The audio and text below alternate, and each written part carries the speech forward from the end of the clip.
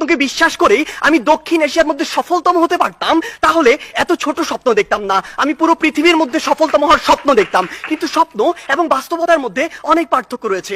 আজকে তাদের তিন বক্তা যে তথ্যগুলো দিয়ে গেলেন, তাদের তথ্য অনুযায়ী 1971 থেকে আজকে 2022 সালে এসে বাংলাদেশ প্রত্যেকটি ক্ষেত্রে উন্নত হয়েছে। হ্যাঁ, আমরা বিশ্বাস করি উন্নত হয়েছে, কিন্তু দক্ষিণ এশিয়ার অন্যান্য দেশ কিংবা পৃথিবীর অন্যান্য দেশ কি বসে রয়েছে?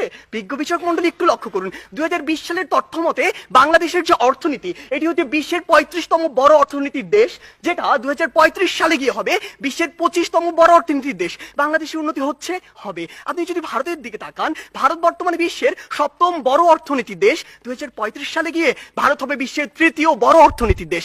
ভারত আপনার দিকে তাকিয়ে বসে রয়েছে না, দক্ষিণ এশিয়ার অন্যান্য দেশ বসে থাকছে না, পৃথিবীর অন্যান্য দেশগুলো বসে থাকছে না। আমাদের কথা হচ্ছে, যখন আমরা দক্ষিণ এশিয়ার সফলতম হতে চাইবো, আমাদের সামনে যে একটি ব্যারিয়ার রয়েছে ভারত, সেটিকে আমাদের টপকে যেতে হবে। কেন আমরা যেতে পারবো না? কোথায় কোথায়